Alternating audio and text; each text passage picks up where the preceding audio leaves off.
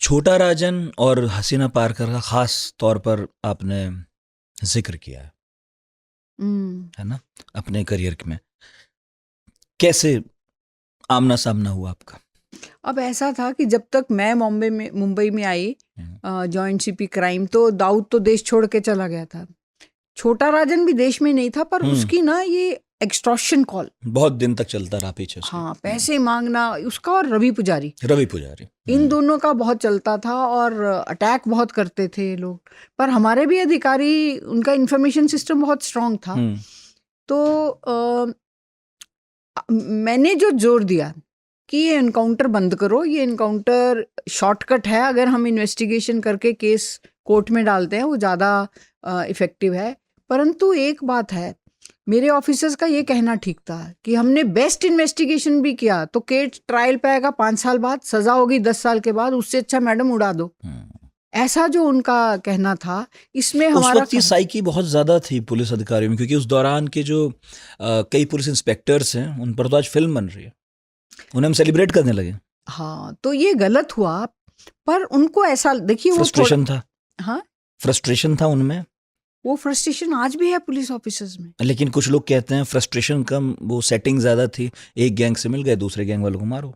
देखिए, एक गैंग की इन्फॉर्मेशन उसके ऑपोजिट गैंग वाला ही देगा ना। वो तो देगा ही। हाँ, और तो कोई नहीं देगा, नागरिक तो पीछे हट जाएगा। इनफैक्ट एक बार मुंबई में एक बहुत नामांकित वकील की गाड़ी पे रवि पुजारी ने फायर किया, यहाँ करवाया। वो खुद ही कंप्लेंट देने को तैयार नहीं थे। तो देखिए, नागरिक डरता है तो इन्फॉर्मेशन कौन देता है? बैड एलिमेंट्स या अपोजिट पार्टीज, वही देती है। पर उसमें जो सीनियर ऑफिसर को नेविगेट करना होता है ना, कि ऑफिसर काम भी करें, परंतु उनको जो ये बिल्डर अट्रैक्ट कर रहे हैं, जो पॉलिटिशियन अट्रैक्ट कर रहे हैं, और जो उनसे गलत काम करवा रहे हैं, वो ना हो। तो ये टफ है, but it is possible. Crime की दुनिया में भी महिलाओं की तो कमी थी, लेकिन हसीना पारकर आई। थोड़ा बताइए। नहीं, वो आई नहीं, ऐसा था कि उनके विरुद्ध कोई कंप्लेंट देने को तैयार हुआ, यही बहुत आश्चर्यजनक था। हम उन्हें अरेस्ट नहीं जब कर पाए तो उन्होंने कोर्ट में उसने सरेंडर कर दिया। पर उसी दरमियान एक दो टॉप न्यूज़पेपर्स में, या तो ये गैंग ने या हमारे एनकाउंटर स्पेशलिस्ट जो मेरे इस पे खुश नहीं थे कि ये एनकाउंटर बंद करो और डॉक्यूमेंटेशन करो, वो नाराज थे। उन्होंने हेडलाइंस डलवा दी कि Meera says go slow on Haseena Parkar. अच्छा। जबकि मैं इतना उसको अरेस्ट करने में और उसके अगेंस्ट एक्शन लेने में तत्पर थी कि हमारी ही क्राइम ब्रांच ने उसका ये एक फ़ोन कॉल इंटरसेप्ट किया था, जब वो कह रही थी ये बोरवनकर बाई की बदली के लिए स्पेशल नमाज करो।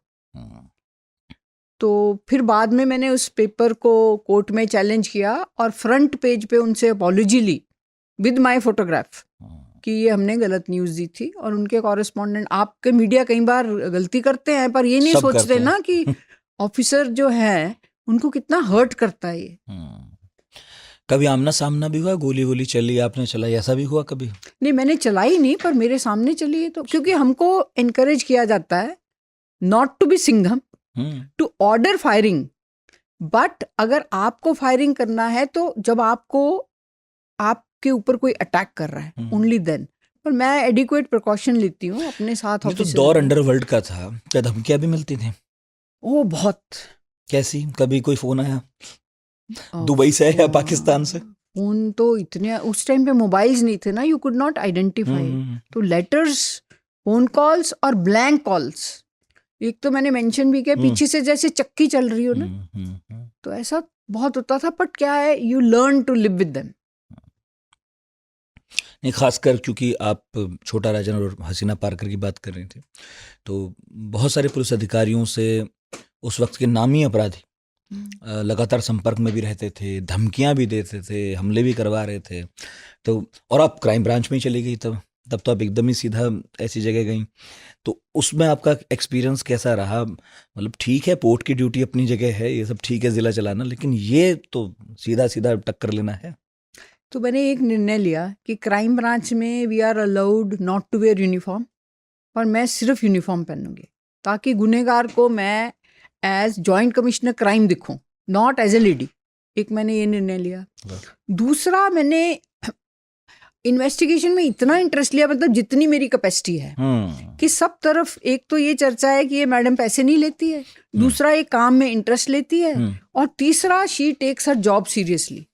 तो ये सब जैसे राजनीतिक नेताओं को समझ में आ जाता है, वैसे ही गुनहगारों को भी समझ में आ जाता है, इसलिए वो फिर आपसे दूर रहते हैं। ऐसा मेरा अनुभव है।